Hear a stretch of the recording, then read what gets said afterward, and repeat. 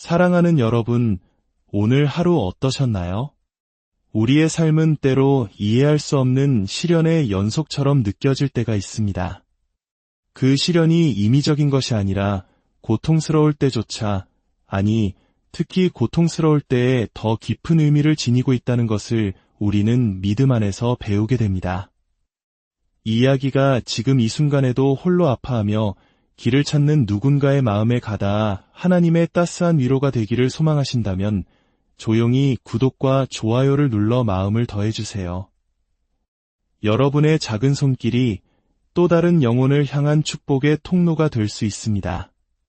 주님의 이름으로 여러분을 축복합니다. 우리 삶에서 가장 교묘한 형태의 정신적 고통은 혼돈이나 비극 그 자체에서 오는 것이 아닙니다. 그것은 근본적으로 우리의 영혼을 갉아먹는 기생적인 관계에 얽혔을 때 찾아옵니다.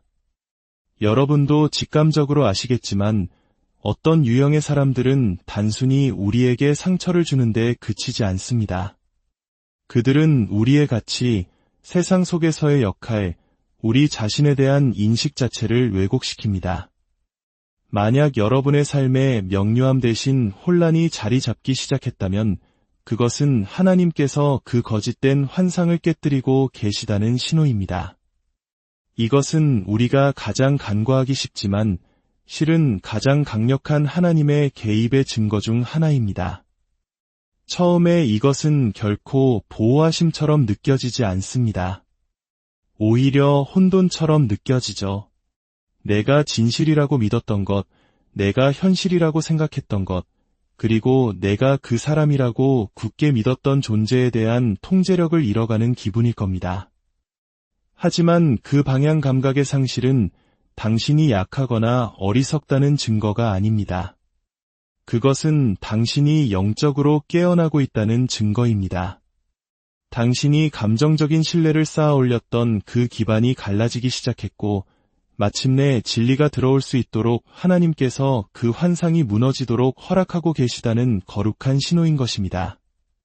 나르시시스트, 즉 자기의 성격 장애를 가진 사람과 관계를 맺게 되면 혼란은 삶의 일부가 됩니다. 그들의 말과 행동은 끊임없이 모순됩니다. 그들의 사랑은 조건부처럼 느껴지고 그들의 칭찬은 미끼이며 그들의 비판은 당신이 연약한 줄도 몰랐던 가장 깊은 곳을 베어냅니다. 당신은 어느새 자신의 인식, 본능, 심지어 기억까지 의심하는 자신을 발견하게 됩니다. 심리학에서는 이를 가스라이팅이라고 부르지만 영적으로 이것은 당신을 내면의 나침반으로부터 단절시키는 짙은 안개와 같습니다. 그리고 당신이 명료함을 위해 기도할 때 해답을 달라고 간절히 부르짖을 때 하나님께서 가장 먼저 주시는 것은 종종 불편함입니다. 주님은 그 관계의 균열이 더 넓어지도록 허락하십니다. 그들의 모순이 더욱 눈에 띄게 하십니다. 그래서 더 이상 당신이 그것을 합리화하거나 변명할 수 없게 만드십니다. 그것은 벌이 아닙니다. 그것이야말로 진정한 보호하심입니다. 우리는 관계 속에서 확실성을 갈망합니다. 한때 우리를 특별하게 만들어줬던 그 사람이 처음 우리에게 보여줬던 그 모습 그대로일 것이라고 믿고 싶어 합니다. 하지만 관계를 지배하는 감정이 혼란이 될 때 당신이 느끼는 것, 당신이 보는 것, 그리고 그들이 말하는 것이 서로 충돌하며 전쟁을 벌일 때 그것은 단순한 감정적 피로가 아닙니다. 그것은 영적인 방해입니다. 당신의 잠재의식이 신성한 경고 신호에 반응하고 있는 것입니다. 이것은 사랑이 아니라고, 이것은 애정으로 포장된 통제일 뿐이라고, 이것은 헌신으로 위장한 소유욕에 불과하다고 말입니다. 하나님은 종종 천둥 번개와 같은 방식으로 환상을 깨뜨리지 않으십니다. 그분은 조용한 불안감으로 일하십니다. 한밤중에 설명할 수 없이 찾아오는 불안감, 이건 뭔가 잘못됐어라고 말하는 내면의 목소리, 예전에는 무심코 지나쳤지만 이제는 선명하게 눈에 띄는 작은 모순들. 당신은 그들의 아첨이 애정이 아닌 교원형 색임을, 그들의 지배력이 강인함이 아닌 폭력임을, 그들의 비판이 사랑의 매가 아닌 독임을 보기 시작합니다. 이것은 단순한 심리 분석이 아닙니다. 이것은 짙은 안개를 뚫고 비추는 영적인 명료함입니다. 나르시시스트는 환상 속에서 번성합니다. 그들은 이미지와 연기, 그리고 가면을 먹고 삽니다. 환상이 유지되는 한 그들은 이야기의 주도권을 쥡니다. 하지만 당신의 영이 불안해지는 순간, 당신이 의심하고 망설이기 시작하는 그 순간이 바로 첫 번째 균열입니다. 그리고 하나님께서 개입하시면 그분은 단지 다른 사람의 잘못을 드러내는데 그치지 않으십니다. 그분은 당신의 비전을 강하게 하시고 당신의 분별력을 날카롭게 하시며 이미 알고 있던 것을 더 이상 부인하지 않는 마음과 볼 수 있는 눈을 허락하십니다. 당신은 과거의 일들을 더 명확하게 기억하고 이전에는 무시했던 패턴들을 알아차리게 됩니다. 그리고 눈앞에 그 사람이 당신이 바라던, 기도하던, 믿었던 그 사람이 아닐 수도 있다는 사실을 깨닫게 됩니다. 그 깨달음은 아프지만 동시에 치유를 가져옵니다. 진정한 명료함에는 항상 대가가 따릅니다. 당신은 환상을 잃고 변명을 잃고 그 사람에 대해 가졌던 이미지를 잃게 됩니다. 하지만 그 상실 속에서 당신은 값을 매길 수 없는 것, 바로 진실을 얻게 됩니다. 그리고 진실은 아무리 고통스러울지라도 진정한 치유의 기초가 됩니다. 이것이 바로 하나님께서 혼란이 수면 위로 떠오르도록 허락하시는 이유입니다. 만약 그렇지 않다면 당신은 그들이 진짜 누구인지 깨어나는 대신 그들이 누구이기를 바라는 꿈속에서 계속 잠들어 있을 것이기 때문입니다. 때로 환상을 놓게 하는 유일한 방법은 당신의 부인을 압도할 때까지 그 혼란을 느끼게 두는 것입니다. 당신의 머리와 가슴이 마침내 이것은 사랑이 아니며 이곳은 안전하지 않다고 동의할 때까지 말입니다. 하나님께서 당신의 거짓된 안정감을 해체하기 시작하실 때 모든 것이 무너지는 것처럼 느껴질 것입니다. 하지만 실제로 일어나고 있는 일은 처음부터 결코 견고하지 않았던 모든 것들이 제거되는 과정입니다. 진실은 혼란을 만들지 않습니다. 진실은 이미 존재하던 혼란을 드러낼 뿐입니다. 관계 속에서 혼란을 느끼기 시작했다면 그것은 평화의 끝이 아니라 계시의 시작입니다. 당신은 더 자주 의심하고 감정적으로 거리를 두며 예전에는 그냥 넘겼던 일들에 더 민감하게 반응하는 자신을 발견할지도 모릅니다. 그것은 나약함이 아닙니다. 그것은 자각입니다. 그것은 하나님의 속삭임이 그들의 조종보다 더 커질 때 일어나는 일입니다. 당신의 몸은 그들 주위에서 긴장하고 당신은 그들의 매력을 의심하며 아주 짧은 대화 후에도 감정적인 소진을 느낍니다. 당신의 영이 그 환상에 저항하기 시작한 것입니다. 혼란이 커질수록 당신의 영혼은 한때 용납했던 것들에 반란을 일으킵니다. 당신은 더 이상 뒤섞인 신호들을 이해할 수 없게 되고 좋았던 시절이 정신적 학대를 상쇄시킨다고 스스로를 속일 수 없게 됩니다. 환상은 당신의 커져가는 자각의 무게 아래 붕괴되기 시작합니다. 이것은 위장된 하나님의 자비입니다. 환상이 오래 지속될수록 상처는 더 깊어지기 때문입니다. 그래서 혼란은 이상하게 들릴지 모르지만 보호의 첫 번째 층이 됩니다. 그것은 당신의 환상을 방해하고 당신의 주의를 강요하며 더 날카로운 질문을 던지게 만듭니다. 그것은 당신을 흔들어 기능장애에 순응하던 상태에서 깨어나게 합니다. 그리고 그 흔들리는 상태에서 당신은 비로소 깨어나기 시작합니다. 그들 곁에서 당신의 평안이 사라질 때 당신의 영혼은 위험 신호를 보내고 있는 것입니다. 당신의 신경계와 직감, 그리고 말로는 표현되지 않지만 감각으로 말하는 그 조용한 내면의 목소리 안에는 신성한 지혜가 깃들어 있습니다.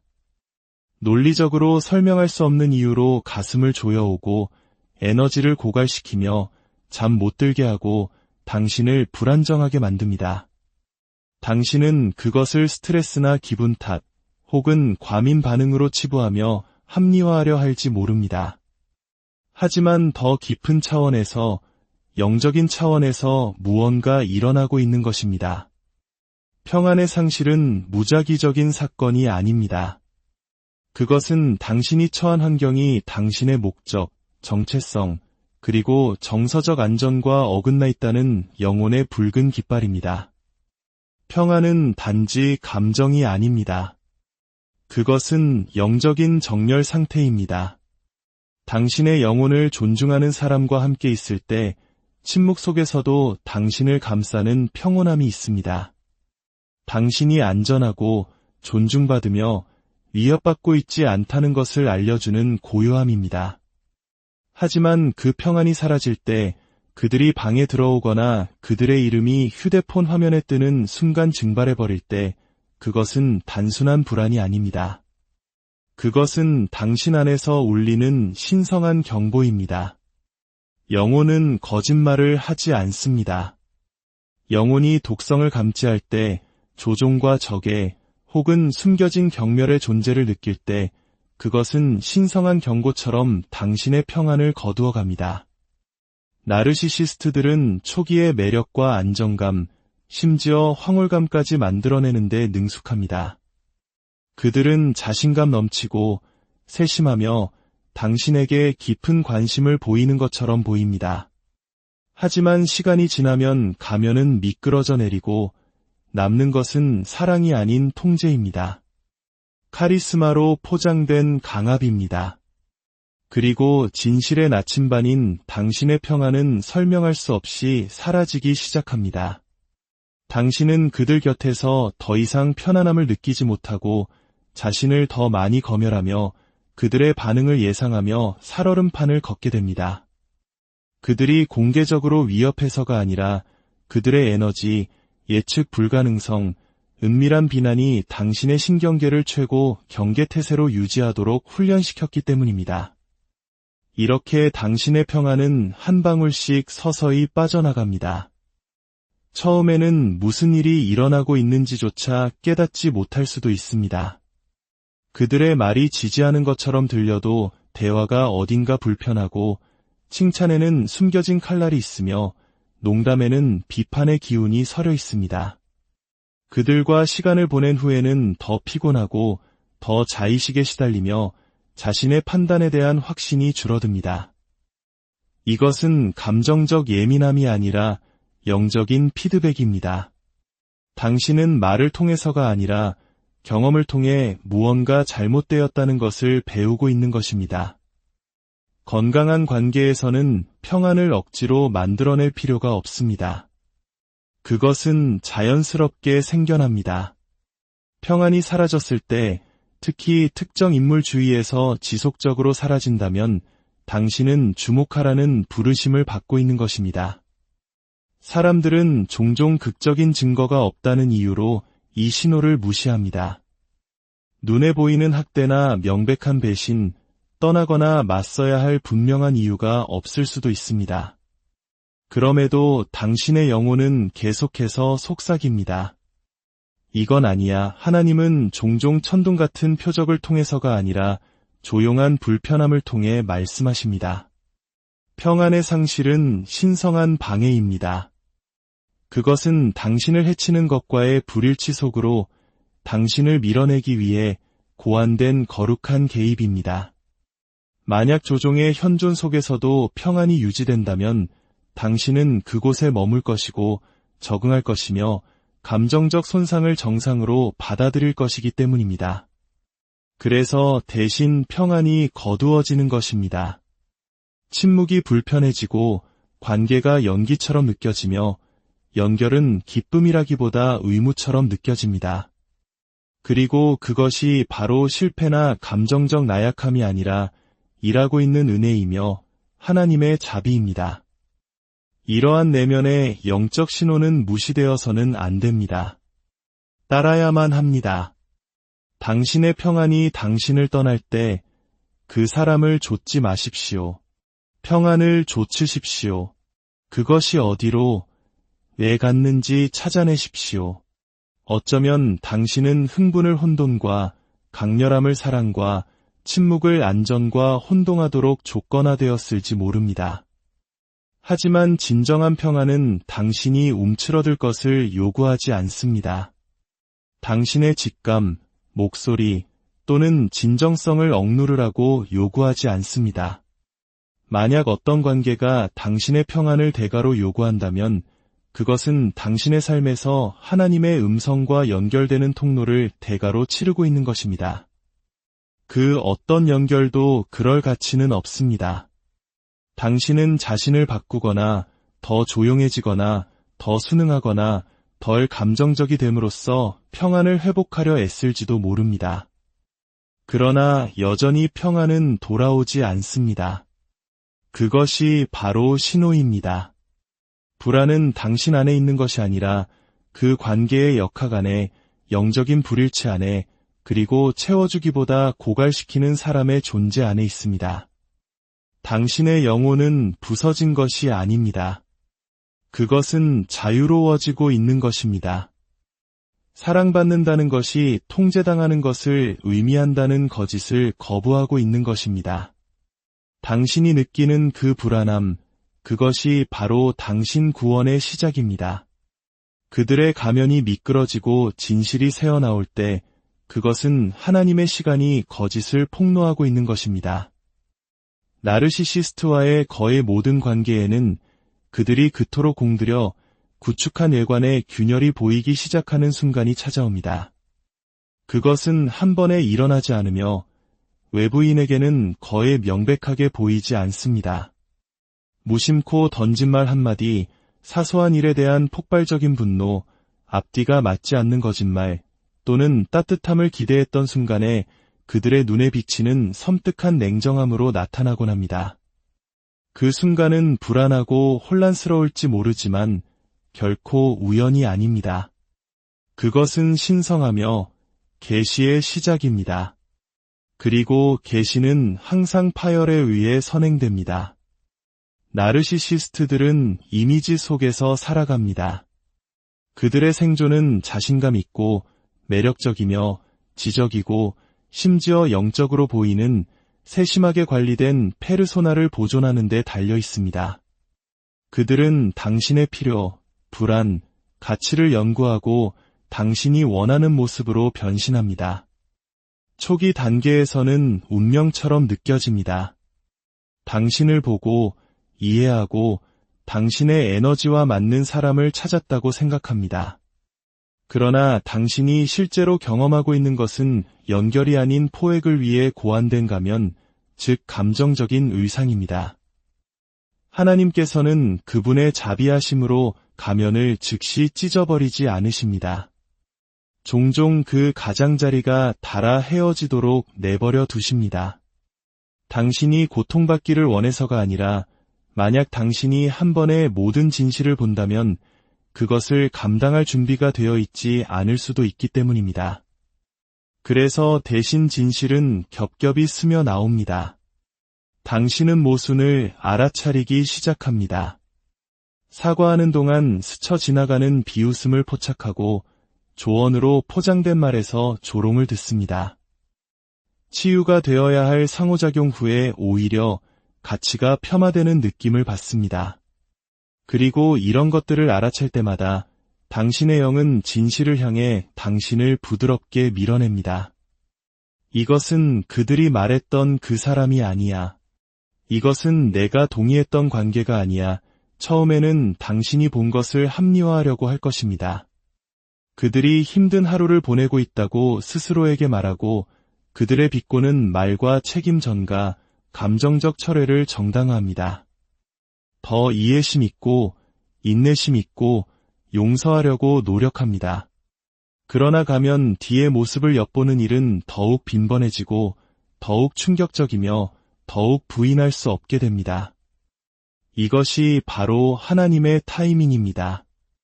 왜냐하면 당신의 마음이 진실을 볼 준비가 되었을 때 하나님은 당신이 기만 위에 세워진 것에 묶여 있도록 허락하지 않으실 것이기 때문입니다. 가면은 당신이 환상에 매달릴 필요보다 현실을 받아들일 준비가 되었을 때 떨어지기 시작합니다. 이러한 가면 벗기기는 결코 편안하지 않습니다. 사실 배신처럼 느껴질 수 있습니다. 당신은 그 사람뿐만 아니라 당신이 진짜라고 생각했던 그들의 버전을 애도합니다. 당신의 판단력, 선택, 그리고 다시 신뢰할 수 있는 능력에 대해 의문을 품습니다. 그러나 당신이 느끼는 고통은 나약함이 아니라 명료함입니다. 그것은 거짓이 죽기 시작하고 진실이 솟아오를 때 일어나는 일입니다. 하나님께서는 이유가 있어서 이런 순간들을 허락하십니다. 당신이 가면을 믿는 한 당신은 얽힌 채로 머물 것이기 때문입니다. 하지만 일단 진실이 새어나오기 시작하면, 일단 당신이 조종과 냉담함, 통제를 보게 되면 그 주문은 깨지기 시작합니다. 당신은 덜 매혹되고 더 회의적이며 덜 희망적이고 더 분별력 있게 됩니다. 그리고 그 인식의 변화는 거룩합니다. 그것은 자유의 시작입니다. 악한 영은 환상과 외모, 현실의 미묘한 왜곡을 통해 일합니다. 그러나 하나님은 계시와 빛, 그리고 표면 아래 숨겨진 것을 꾸준히 드러내심으로써 일하십니다.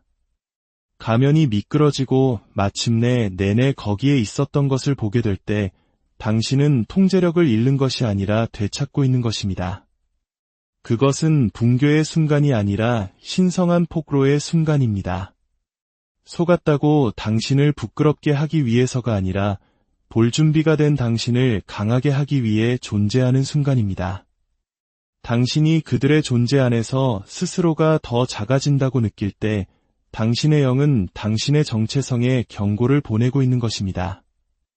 우리의 영혼 안에는 당신이 가치 있고 유능하며 당신 자신보다 더 위대한 존재의 형상으로 만들어졌음을 확증하는 신성한 청사진이 기록되어 있습니다. 당신의 본질을 소중히 여기고 당신 안의 빛을 존중하는 사람들과 함께 있을 때 그 정체성은 확인되고 강화됩니다. 그러나 당신을 위축시키고 당신의 감수성을 조롱하며 당신의 꿈을 하찮게 여기는 사람과 지속적으로 함께 있을 때 당신 안에 무언가가 움츠러들기 시작합니다. 그것이 약해서가 아니라 관계로 위장한 영적 억압에 의해 억눌리고 있기 때문입니다. 나르시시스트들은 처음에는 당신을 직접 공격하지 않습니다. 대신 그들은 미묘한 왜곡을 통해 당신의 자존감을 침식합니다. 그들은 당신의 현실 인식을 흔들고 칭찬을 교묘한 비판으로 바꾸며 당신의 성취를 폄하하면서 자신들의 성취는 부풀립니다. 그리고 시간이 지남에 따라 당신은 당신이 충분하지 않다는 거짓말을 흡수하기 시작합니다. 이러한 점진적인 자아의 축소는 단지 감정적인 것이 아니라 영적 전쟁입니다. 왜냐하면 당신의 정체성이야말로 원수가 파괴하고자 하는 바로 그것이기 때문입니다. 그러나 영혼은 영원히 침묵할 수 없습니다. 그것은 꿈틀거리기 시작하고 저항하며 억압의 무게 아래서 아파하기 시작합니다. 그리고 그 아픔은 메시지이며 무언가 잘못되었다는 신성한 신호입니다. 당신은 그들의 존재 앞에서 당신의 에너지가 얼마나 무거워지는지, 그들의 비판에 대비해 얼마나 자신을 방어하는지, 심지어 당신의 본능이 비명을 지를 때조차 그것을 얼마나 의심하는지 알아차리게 됩니다. 그것은 불안감이 아닙니다. 그것은 이것은 내가 되어야 할 모습이 아니다. 라고 말하는 당신 영의 외침입니다. 하나님은 평화를 지키기 위해 당신이 진정한 자아를 버려야 하는 관계를 축복하지 않으십니다. 진정성 없는 평화는 평화가 아니라 통제입니다. 그리고 누군가의 존재 앞에서 당신이 더 작게 느껴지기 시작한다면 그것은 당신의 성격 결함이 아니라 당신의 정체성이 공격받고 있다는 경고 신호입니다. 당신은 다른 사람의 어둠에 맞추기 위해 자신의 빛을 흐리게 할 운명이 아니었습니다. 당신은 다른 사람이 빛날 수 있도록 자신의 빛을 압축하라는 부르심을 받은 적이 없습니다. 그들의 존재에서 느끼는 불편함은 당신의 잘못이 아닙니다. 그것은 영적 질식을 정상화하기를 거부하는 당신의 영혼입니다. 그것은 왜곡 속에서 솟아나는 진실입니다. 어떤 상황이 그 연결을 가로막을 때 그것은 섭리가 당신을 대신하여 개입하고 있는 것입니다. 우리는 종종 하나님의 보호를 극적인 용어로 생각합니다. 그러나 하나님이 우리를 보호하시는 가장 간과하기 쉬운 방법 중 하나는 방해를 통해서입니다. 그것은 항상 큰 소리로 안돼가 아닙니다. 때로는 취소된 계획, 오지 않는 전화, 답장 없는 메시지, 또는 예상보다 길어지는 침묵의 계절일 수 있습니다. 이런 순간들은 혼란스럽고 고통스러울 수 있습니다. 그러나 거절처럼 느껴지는 것은 종종 방향 전환입니다. 지연처럼 보이는 것은 신성한 예방일 수 있습니다. 당신은 명료함을 위해 기도하고 표적을 구하며 진실을 간청합니다. 그리고 그때 상황이 무너지기 시작합니다. 갑자기 그들은 덜 연락이 되고 소통은 불규칙해지며 계획은 틀어집니다. 처음에는 자신을 탓할지도 모릅니다. 하지만 그 순간 당신이 깨닫지 못하는 것은 하나님께서 무대 뒤에서 일하고 계시다는 것입니다. 장애물, 지연, 관계의 잡음, 그것들은 벌이 아니라 보호입니다. 실망으로 위장한 은혜입니다. 하나님은 당신이 볼 수 없는 것을 보십니다. 그분은 가면 뒤의 동기를 보시고 앞으로 올 순환을 보십니다. 그리고 그분이 추진력을 방해하실 때, 거리를 만드시거나 붕괴를 촉발하실 때 그분은 잔인하신 것이 아닙니다. 그분은 오래 지속될수록 당신에게 더 큰 대가를 치르게 할 환상으로부터 당신을 구출하고 계시는 것입니다. 당신이 갑자기 그 조종을 인식할 때 그것은 은혜가 당신의 시력을 회복시키고 있는 것입니다. 안개가 걷히기 시작하는 순간이 있습니다. 마치 당신의 마음속 무언가가 제자리를 찾은 것처럼 한때 의심 없이 받아들였던 것이 이제 왜곡으로 얼룩져 보입니다. 한때 위로가 되었던 말들이 이제는 연습한 것처럼 들리고 정상이라고 생각했던 패턴들이 이제는 유해해 보입니다. 그 변화는 단지 심리적인 것이 아니라 영적인 것입니다. 그것은 은혜가 조종에 의해 가려졌던 당신의 분별력, 명료함, 시력을 회복시키기 시작하는 신성한 각성의 시작입니다. 조종은 종종 공격성으로 자신을 드러내지 않습니다. 그것은 애정으로 위장하고 좋은 의도로 자신을 감추며 사랑스러워 보이지만 통제에 뿌리를 둔 제스처를 통해 자신을 드러냅니다. 하지만 은혜는 항상 뚫고 들어올 길을 찾습니다. 종종 그것은 미묘한 깨달음의 축적을 통해 일어납니다. 당신은 그들의 이야기에서 모순을 발견하고 그들의 반응이 이치에 맞지 않았던 때를 기억하며 그들의 반응을 예상할 때 몸에서 긴장을 느끼기 시작합니다. 이러한 깨달음은 쓴맛에서 나오는 것이 아니라 명료함에서 나옵니다. 은혜가 혼란보다 더 크게 말하기 시작하는 것입니다. 은혜는 당신이 용납했던 것에 대해 당신을 부끄럽게 하지 않습니다. 그것은 한때 당신의 눈을 멀게 했던 것을 꿰뚫어 볼 수 있도록 당신에게 힘을 줍니다. 이 시력의 회복은 신성한 전환점입니다. 일단 당신이 조종을 명명하면 그것은 힘을 잃기 시작합니다. 은혜는 단지 당신에게 조종을 보여주는 것이 아니라 당신을 자신에게 다시 소개하기 시작합니다. 당신은 그들의 목소리가 당신의 목소리를 덮어버리기 전에 당신이 어떻게 생각했는지 기억하고 당신의 직감을 의심하는 대신 신뢰했을 때 당신의 몸이 어떻게 느꼈는지 회상합니다. 당신이 떠나야 한다는 내면의 압박감을 느낄 때 그것은 나약함이 아니라 지혜입니다. 당신 안에는 두려움이나 자존심이 아닌 신성한 지성에 의해 움직이는 목소리가 있습니다. 그것은 조용하고 일관되며 끈질깁니다. 그것은 비명을 지르거나 강요하지 않고 단지 부드럽게 당신을 인도합니다. 떠나는 것은 종종 오해받습니다.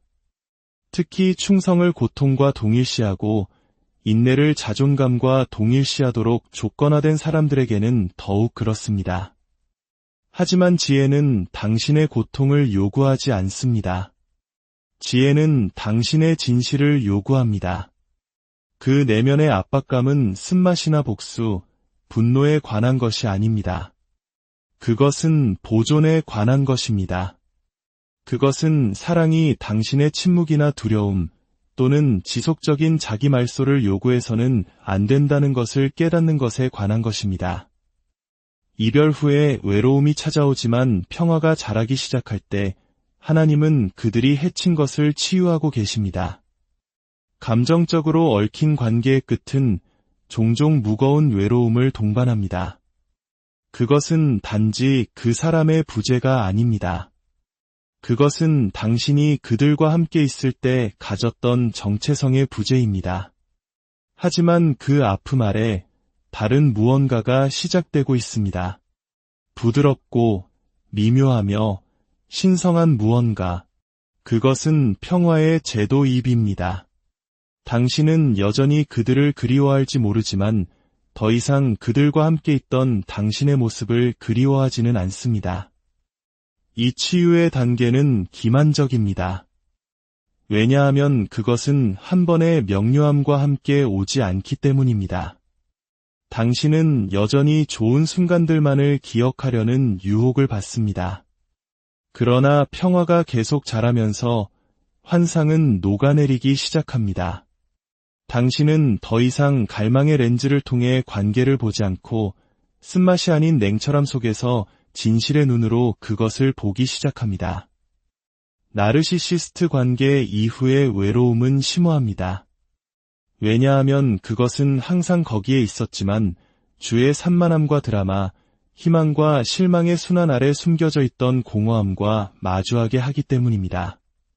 그 관계는 당신에게 강렬함은 주었지만 친밀함은 주지 않았고 연결의 순간들은 주었지만 일관된 안전은 주지 않았습니다. 이제 그것이 끝났으니 침묵은 귀가 먹먹할 정도입니다. 그러나 그 침묵 속에서 치유가 시작됩니다. 오직 침묵 속에서만 당신은 다시 자신을 들을 수 있기 때문입니다. 그들의 말이 당신에 대한 힘을 잃을 때 당신의 영은 영혼의 묶임을 끊고 있는 것입니다. 처음에는 그들의 목소리에 무게가 있었고 그들의 의견이 당신의 결정을 형성했으며 그들의 인정이 당신의 감정적 화폐가 되었습니다. 그것은 사랑이 아니라 속박이었습니다. 그리고 그 속박에서 벗어나는 것은 물리적으로 떠나는 것으로 시작되지 않습니다. 그것은 그들의 목소리가 더 이상 당신을 인질로 잡지 못할 때, 한때 통제로 가득 찼던 그들의 말이 무력하게 떨어지기 시작할 때 시작됩니다. 이 각성의 순간은 방향을 잃게 할 수 있습니다. 오랫동안 그들의 목소리는 당신의 생각과 자기 인식, 선택을 지시하는 배경소음처럼 당신의 마음속에 살았습니다. 그러나 이제 그 공간에 침묵이 자라기 시작합니다. 텅 빈 침묵이 아니라 신성한 침묵입니다. 당신의 목소리가 돌아올 자리를 만드는 침묵입니다.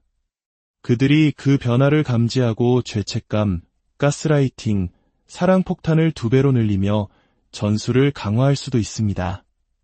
그러나 이번에는 당신이 그것을 꿰뚫어 봅니다. 당신은 그 패턴을 인식하고 가장 중요하게는 그들의 서사를 내면화하지 않습니다. 한때 그들의 불만이 당신을 무너뜨렸다면 이제 그것은 그들을 드러냅니다. 한때 그들의 말이 당신의 정체성을 형성했다면 이제 그것은 그들의 의도를 폭로합니다. 그것은 오만함이 아니라 분별력입니다. 당신이 더 이상 그들에게 이해받으려 애쓰지 않을 때 하나님은 당신에게 자기 방어를 가르치고 계십니다. 나르시시스트 관계로부터의 치유 여정에는 당신이 자신을 설명하려는 노력을 멈추는 지점이 옵니다. 포기해서가 아니라 당신의 진실을 그들이 마침내 존중할지도 모르는 형태로 비트는데 지쳤기 때문입니다. 당신은 문제가 결코 당신의 명확한 의사소통 능력 부족이 아니라 그들의 듣기 거부였다는 것을 깨닫기 시작합니다. 그리고 그 순간은 고통스럽지만 더 깊은 종류의 지혜로 들어가는 문이 됩니다. 당신의 가치가 그들의 이해에 달려있지 않다는 깨달음입니다.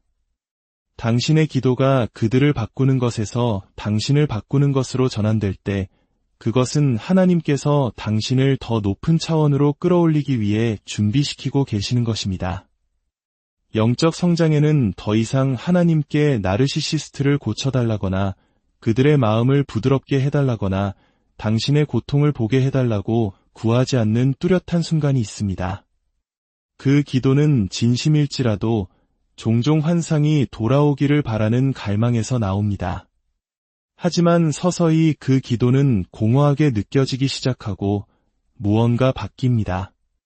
당신은 내면으로 향하기 시작합니다. 하나님께 그들을 바꿔달라고 구하는 대신 당신을 바꿔달라고 구하기 시작합니다.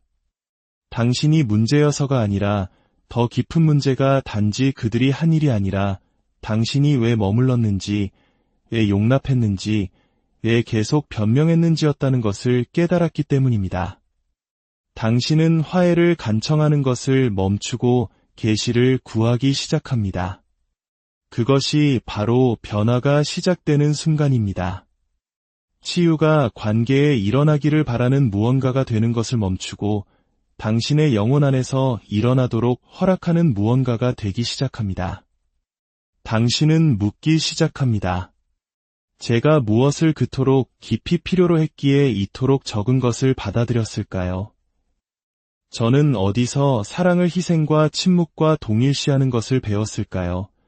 그리고 자비로우신 하나님께서는 답을 서두르지 않으십니다. 그분은 당신이 씨름하도록 불편함 속에 머물도록 허락하십니다. 왜냐하면 더 높은 차원으로의 상승은 부정을 통해서가 아니라 명료함을 통해 오기 때문입니다. 당신의 기도는 더 깊어집니다. 마음이 여전히 아플 때조차 떠날 수 있는 힘을 구하고 도전과 족쇄의 차이를 분별할 지혜를 구하며 목적을 위해 홀로 설 용기를 구합니다. 그리고 이 신성한 과정 속에서 당신은 하나님을 새로운 방식으로 듣기 시작합니다. 단지 구원자로서가 아니라 계시자로서, 이로자로서가 아니라 도전자로서 말입니다. 그분은 당신에게 패턴과 세대적인 상처, 어린 시절의 각본, 영적인 요새를 보여주기 시작하십니다. 당신은 이 관계가 단지 고통스러웠던 것이 아니라 예언적이었음을 봅니다. 그것은 그분이 이제 치유하기를 원하시는 바로 그 영역들을 드러냈습니다. 당신을 부끄럽게 하기 위해서가 아니라 준비시키기 위해서, 당신을 벌하기 위해서가 아니라 더 높은 곳으로 이끌기 위해서입니다. 당신은 서서히 일어섭니다. 고통이 사라졌기 때문이 아니라 고통이 그 역할을 다했기 때문에 일어섭니다. 그것은 더 이상 당신을 다처럼 묶어두지 않고 당신을 가르칩니다. 그것은 더 이상 당신을 정의하지 않고 당신을 정련시킵니다. 그리고 당신이 성장할수록 그 관계가 결코 당신의 목적지가 아니었음을, 그것은 당신의 각성이었음을 더욱 깨닫게 됩니다.